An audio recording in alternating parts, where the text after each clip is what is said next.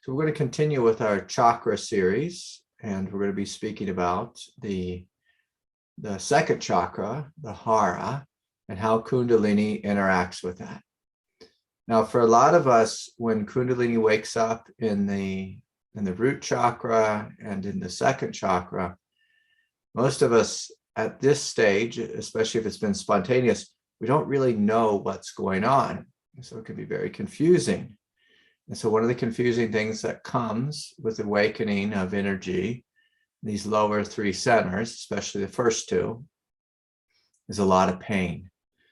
So sometimes when energy wakes up in the Hara, there could be sciatica, lower back pain, just a feeling of pressure or intensity. For some people, it can lead to all kinds of gastro issues. So a lot of belly bloating, a lot of air in the belly, a lot of heat in the belly, a lot of fire in the belly. Some people really suffer with this, with digestive disorders. And for me personally, mine was just pure back pain for the first wave of it when it was waking up. And so lots of sciatica and just crippling back pain. And then later, 5, maybe even 10 years later, as Kundalini began to cook a different layer of the Hara chakra, I started to have all kinds of issues with my belly. And I was on a diet for maybe a year and a half, where basically it was vegetable broth and like olives, like a couple other things, maybe peas. I can't quite remember, but it was an incredibly restrictive diet, and it was hilarious, like how few things I could eat. And a lot of people have shared this with me, that when this comes online, they have to go gluten-free, or they become raw vegans, or some people say they had to just eat lots and lots of meat or whatever it is. And what's important to remember in a time like this is not to listen to what someone says your diet should be. You need to listen to your body.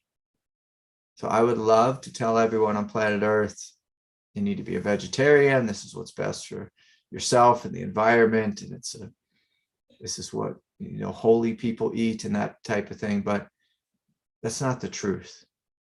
The truth is each of us have a body, and each of us, our body has different needs, different nutritional requirements, different blood types, and different diets that we need at different stages in the journey. And so some people, this is always a hilarious one, is when you have the hardcore vegan and God makes it impossible for them to eat vegetables any longer. And like me, I went through a situation like that, where basically I just had to drink vegetable broth because my body, it couldn't handle it didn't have the fire that it needed to digest dark leafy green vegetables, which is what I was living on before. And so sometimes your body will go through this change. And what's important is not to trip over the diet, not to say, I am a vegan, I am a carnivore, I am this or that, but rather from a place of compassion. You listen to your body. You intuitively listen to your body, and you give it what it needs. When we intuitively listen to our body and we give it what it needs, we develop this greater level of compassion, a greater level of compassion and a greater level of energetic mastery. And so again, most people, they trip over dogmas. They think there's one dogma that will solve all of their life's problems, and that they read that all yogis are vegetarians, and so that's what I need to be. With true spiritual awakening, it's about you letting go of all of your ideas, all of any form of tribalism, especially in the second chakra, letting go of tribal beliefs, and we're stepping into this deep intuitive relationship with our own self. We're developing an energetic mastery. So this is the birthing of our power. Now, because Kundalini is a tantric movement, a tantric dance, the light of Kundalini is going to bring up in the second chakra your greatest fears. Your greatest fears and your most intense, let's have some fun here, sexual desires. And so when the light of Kundalini is coming forward and purifying the center, it has to bring forth the second chakra's wild sexual fantasies to be purified, to be emptied out. The mistake almost everyone makes is having all kinds of sexual thoughts. I need to act those out. I need to be on Tinder or whatever the dating app is, and I need to act these out. This is absolutely not the truth. If you want to get in lots of trouble, allow your desires to lead you and allow your fears to lead you. The awakening of this center is about you becoming an empowered, conscious, awake, fearless human being who wants to connect intimately with life. But this is the intimacy through oneness, not necessarily through sexual union.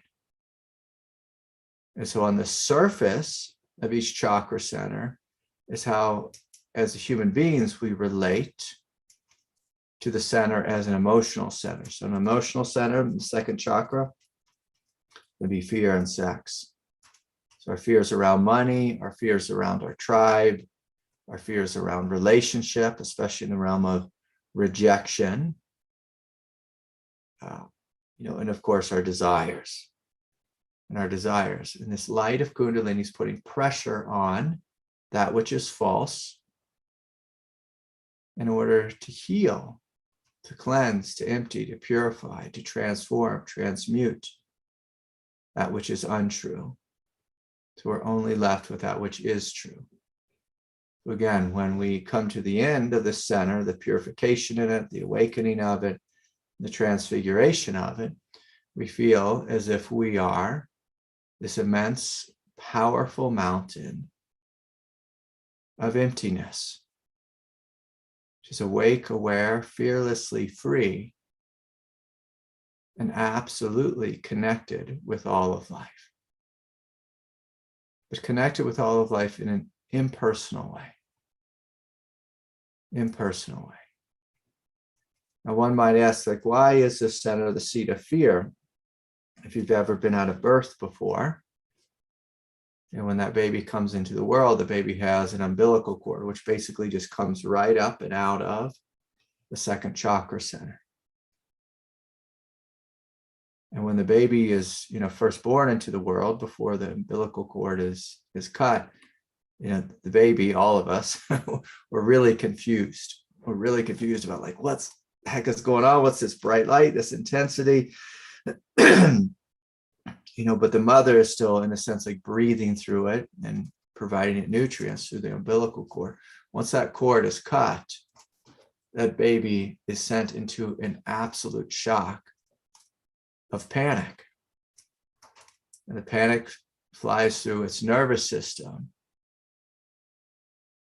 And that panic is basically inviting that baby to take a first deep breath and realize, let's take his first deep breath. Normally that first, the first breaths, again, for a baby is a very horrific thing. They're trying to breathe. They're also hacking, they're spitting, they've been just so disoriented and crushed by the, coming out the birth canal. Again, it's a terrifying thing when we first come into the world. A terrifying thing. And so, I was there for my children cut their umbilical cords, and they were born at home, but you see it, you get it firsthand. We didn't have the doctor do it, we did it. She gave birth and I was there with the babies. And so you hold the baby, you love the baby, you're inviting it into the world, but this baby is realizing, oh, I'm separate from mom. I have to fend for myself. And so this is the energy that the cells and our cellular memory and our our second chakra has. This is a trauma here of it's me against the world. Me against the world. Me against the world. And this tends to manifest as an existential fear. It tends to live in one's consciousness throughout the entirety of one's life unless one actually faces this fear. Now, most people are not going to face this fear on their own. Most people, if you get in contact with this fear, very quickly we'd probably be reaching for our phone, reaching for something, trying to, disappear, distract, or, do anything but face this existential fear, because it's a fear that comes forward. It's like screaming, like I'm abandoned, I'm alone, I'm going to be crushed or burned alive. And this fear is what drives the fight or flight, freeze response in our egoic nature. It's a primal fear. And so it's only a deeply seasoned meditator, someone who's really fully on the spiritual path, that's going to face this, consciously face this. Now, the thing about Kundalini is Kundalini wakes up in this center and it just starts to put pressure, heat, starts to cook this center, bring all these fears into the light. And so when Kundalini awakens in you, in a sense, God is forcing you to look at this fear and face this fear and to ask yourself a question. Do you believe in the voice of the ego that you are an isolated, separate individual who has to fend for themselves? Or do you believe you're a child of God? That your soul is indestructible, your essence is indestructible? What do you believe? That you have to fight for your existence? But that the grace of the Divine Mother is here to support you in this life, and that this life, this world, is a spiritual world. What do you believe? Now, ultimately, the beautiful thing about this center as it becomes manifest is one of the great questions of this center is, do you put your money where your mouth is? Do you put your money where your mouth is? So basically, do you follow up your beliefs with action? Now, I have met countless spiritual people who tell me, I ask them, what do they believe? What do they want? And they look up in their head and they repeat whatever Mooji said or Adyashanti said or what they read in the book. But that's not really what we believe. That's what we think we should believe. When you come into your belly, the question is, what do you believe in your bones, in your cells? Do you know that you're a child of God? Now, again, most people don't come into the world thinking, I'm a child of God, and this world is beautiful. Most of us, we come into this world, we have such a loud ego, because, again, it's not our fault. That's what life gave us, this loud, screaming, insecure ego. And we believe that to be who and what we are. And when we believe our egoic voice to be who and what we are, that creates, this truth that almost every sage has said since the beginning of time.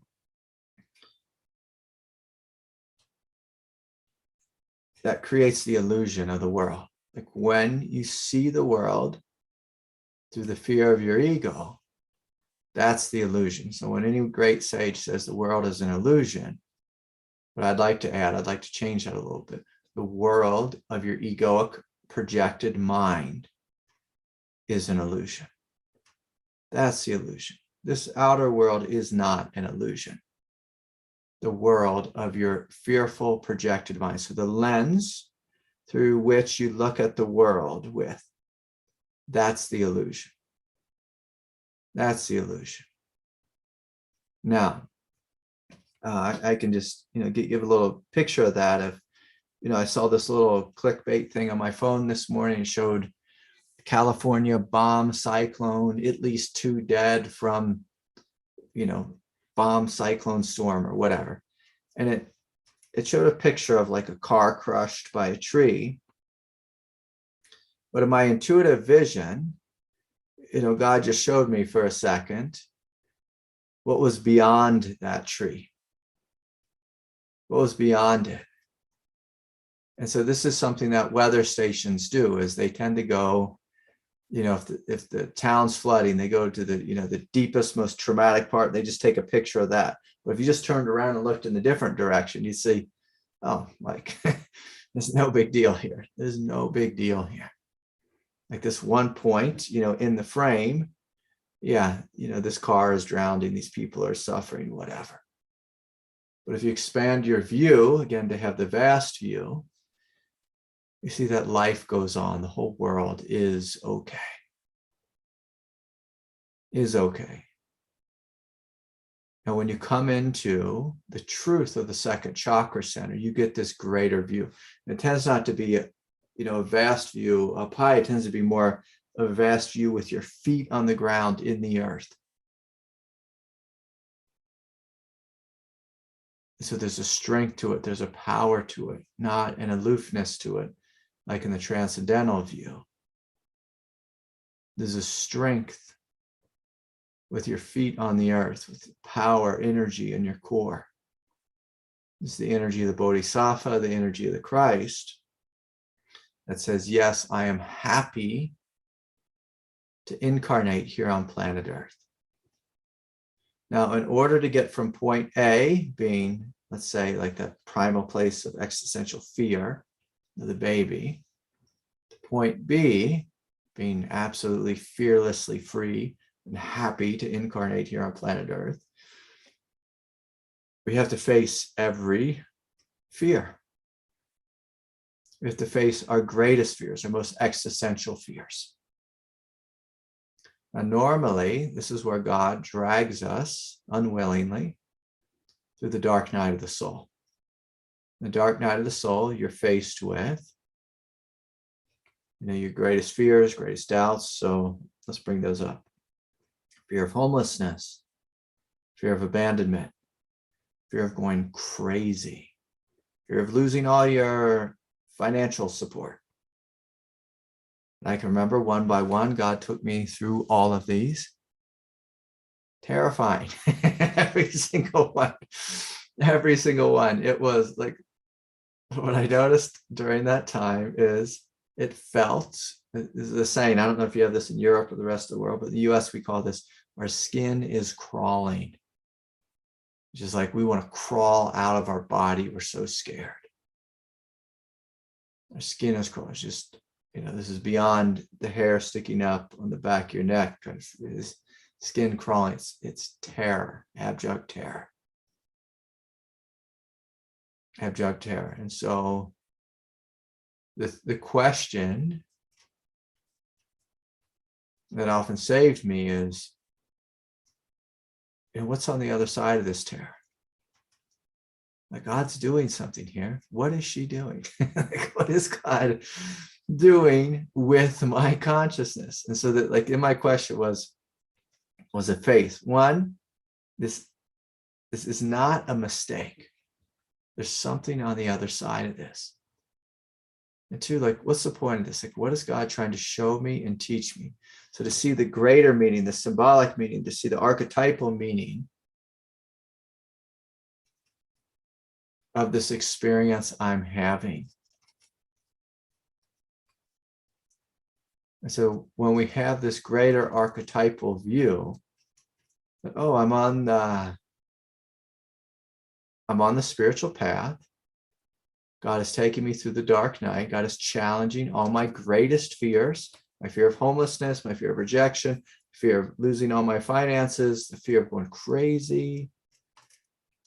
The crazy one might have been the funnest one, just because the thoughts that come, this is where people get into entity possession and all this kind of thing. The ego death, annihilation, like people get really nutty in this realm, and rightly so, because God is literally bringing up and burning out all of our greatest fears. All of our greatest fears. And so the way we respond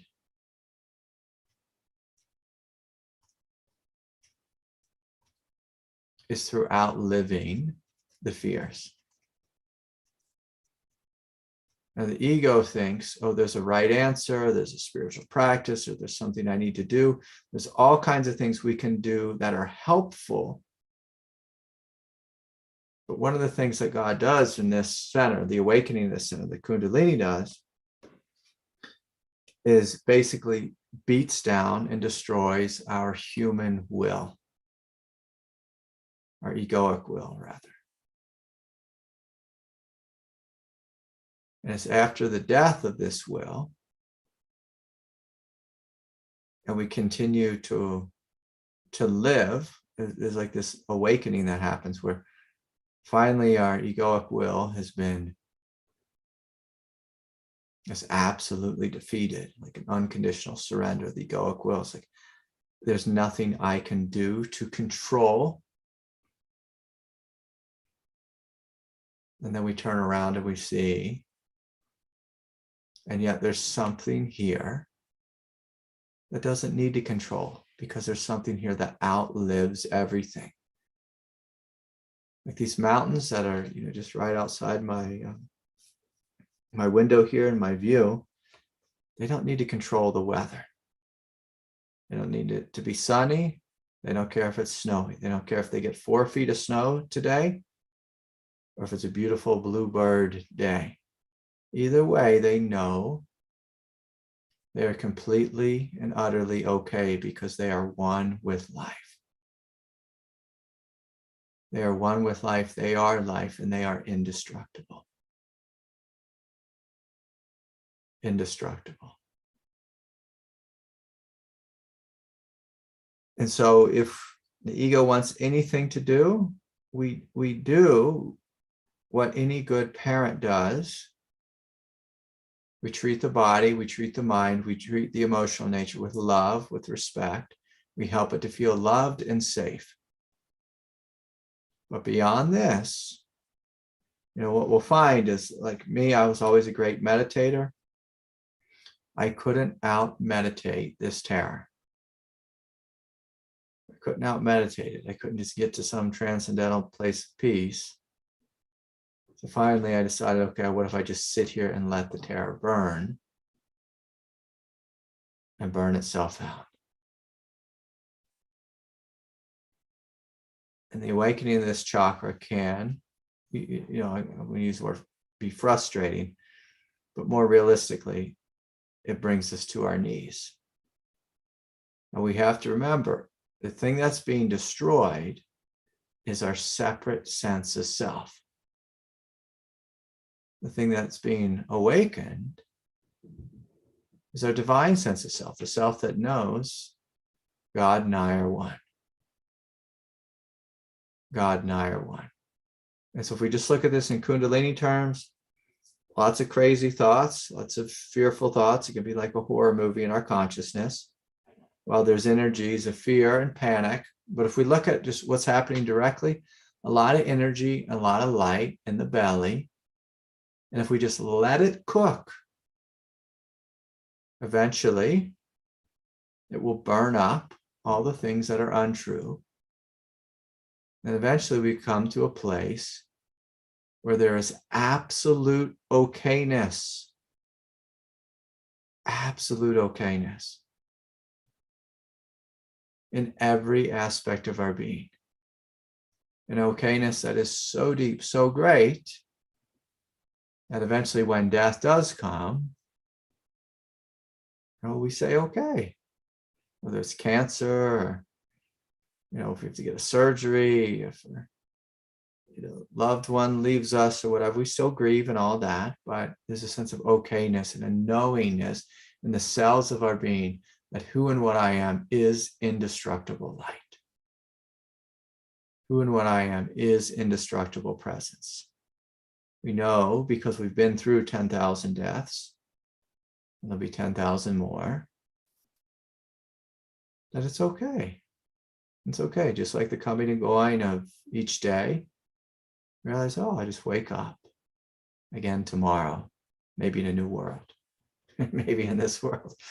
Who knows? But there's a fearlessness about it. Because there's a fearless here, the gift in this is it gives us full permission to live our life fully and completely without fear. And so there's this energy that comes online of being reborn again. Reborn, where we happily live and face the challenges of life on planet Earth. Where we happily live, and when it's our time, we happily die. Just to happily live again. Happily live again in a different realm. So I could go on and on about this, this center. The big thing, Kundalini-wise, it's marked by heat, intensity, pressure, and for most people, a lot of just like confusing back pain, debilitating back pain. And this can create, troubles with work, working, relationships, being in a relationship.